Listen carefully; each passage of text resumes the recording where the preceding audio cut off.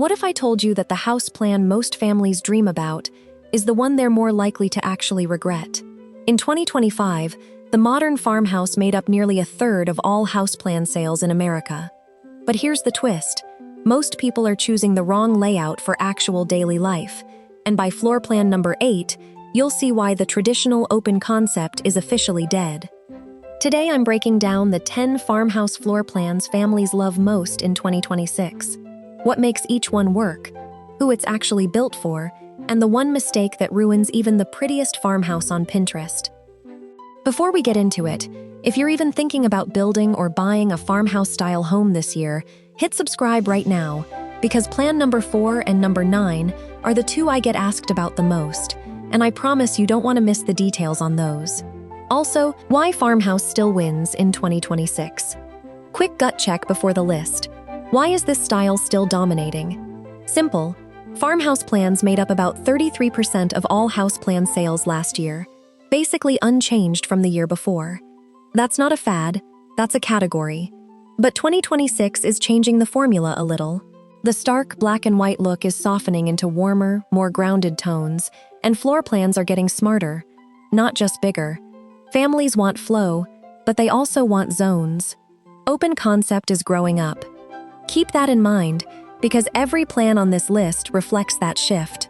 Alright, let's start at number 10. Plan 10, the small farmhouse cottage. We're starting small on purpose. Plans under 1,500 square feet are having a real moment in 2026. Why? Because smaller footprints with open living, smart storage, and a strong connection to the outdoors feel more intentional, less cluttered, than a sprawling house with rooms nobody uses. This layout usually has one open living kitchen dining space, 2 to 3 bedrooms, and a deep front porch that basically becomes a second living room in the summer. It's perfect for young families, empty nesters downsizing, or anyone building a guest house or starter home. The trade-off? Storage. You have to be disciplined about what comes through the front door. Plan 9, the one-story family farmhouse. This is the plan most families actually picture when they say farmhouse. Single level, 3 to 4 bedrooms, a big kitchen island, and a great room that opens straight onto a covered porch. The magic here is the no stairs factor. No carrying laundry baskets up and down, no worrying about toddlers on staircases, easy aging in place if you're planning to stay long-term. Builders are loving this layout in 2026 because it photographs beautifully and it's flexible enough to add a bonus room over the garage if the family grows. If you want one floor plan that just works for almost any family stage, this is usually it. Plan 8, the farmhouse with a defined dining nook. Here's where the 2026 shift really shows up. For a decade, open concept meant one giant drywall box with no walls anywhere. Today, families are exhausted by the noise. This plan keeps the openness but introduces broken plan living by adding a defined dining nook, a slightly separated space near the kitchen, sometimes with a bay window, sometimes with a step down, or a beam overhead. Why does this matter for families? Because homework, dinner, and chaos all need somewhere to land that isn't directly in the middle of the living room. It's a small architectural trick, using a beam, a half wall, or even just flooring change to create a sense of rooms inside an open layout. As one major builder publication put it, open concept isn't disappearing, it's evolving to include more separation and function. This plan is proof. Plan 7, the 2-story family farmhouse with bonus room. Now here's where I want you to pay attention, because this is the plan a lot of growing families pick, and the one that most often gets misjudged. 2 stories, 3 to 4 bedrooms upstairs, and a bonus room that becomes a playroom, a homework station, or eventually a teenager's hangout zone. On paper, it sounds perfect for a family that's going to grow, but here's the catch. Nobody tells you. That bonus room only earns its square footage if you actually plan what goes in it before you move in. Families who treat it as extra space we'll figure out later usually end up using it as a storage dump within a year. Families who plan it as a dedicated zone, homework, hobbies, whatever, get years of real use out of it. Same floor plan, 2 completely different outcomes. Plan 6, the farmhouse, with first floor primary suite. This one is becoming the new standard for multi-generational and busy families. The primary bedroom sits on the main level, intentionally separated from the secondary bedrooms, sometimes across the house, sometimes behind a hallway buffer. Why families love it? Privacy and quiet. Parents get a retreat away from kid noise, and if grandparents live with you or visit often, this layout makes that arrangement so much easier. Zoned layouts like this, where sleeping, working, and living areas are clearly split up, are one of the biggest priorities builders are designing around in 2026, specifically because households are getting more multi-generational, not less. Plan 5. The Farmhouse Family Launchpad. If you have kids, you already know, the front door is chaos. Backpacks, shoes, sports gear, the dog. This plan solves that with a dedicated mudroom positioned right off the garage entry, functioning as a real family launchpad, paired with a drop zone for keys, mail, and charging stations. It's not glamorous, but ask any parent with this setup and they'll tell you it's the single feature they'd never give up.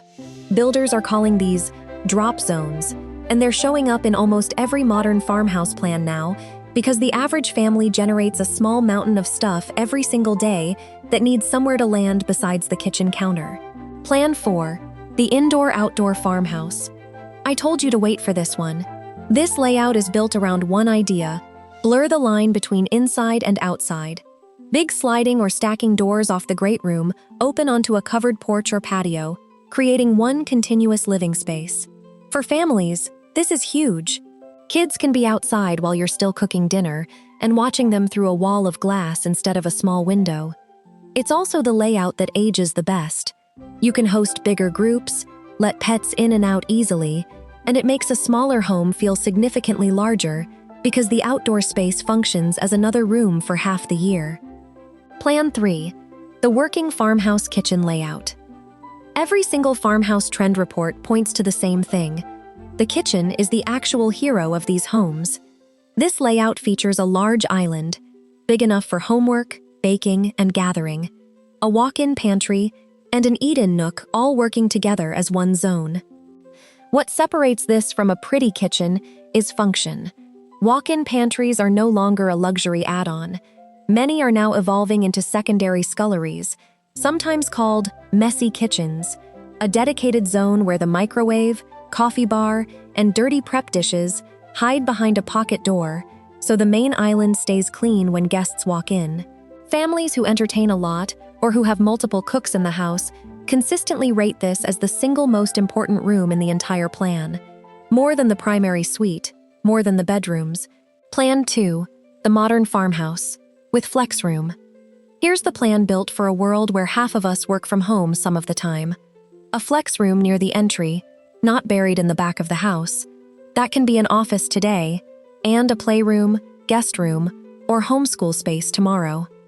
The reason this is climbing the popularity charts in 2026 is flexibility over time. Buyers don't want to commit to a fixed-purpose room anymore. They want a space that can shift as the family's needs shift, which, if you have kids, you know happens roughly every 18 months. Plan 1. The right-sized growing family farmhouse. And the plan families love most in 2026 isn't the biggest one, it's the right-sized one. Industry data points to 2 sweet spots. For most families, 1,800 to 2,400 square feet hits the balance. Open living, a private primary suite, flexible secondary spaces, without the maintenance and cost of excess square footage. For growing or move-up families, 2,400 to 3,000 square feet adds room for extra bedrooms, a bonus space, and more outdoor living. This plan combines almost everything we covered: the defined dining nook, the mudroom drop zone, the working kitchen, the flex room, the indoor-outdoor connection, into one cohesive layout sized appropriately for the family using it. That's the real secret. It's not about chasing the biggest house plan you can find. It's about matching square footage and layout to how your specific family actually lives day to day. So out of all 10, which one matches your family right now? Drop the number in the comments. I read every single one. And if this saved you hours of scrolling through houseplan websites, do me a favor and like the video. It tells me to make more of these breakdowns.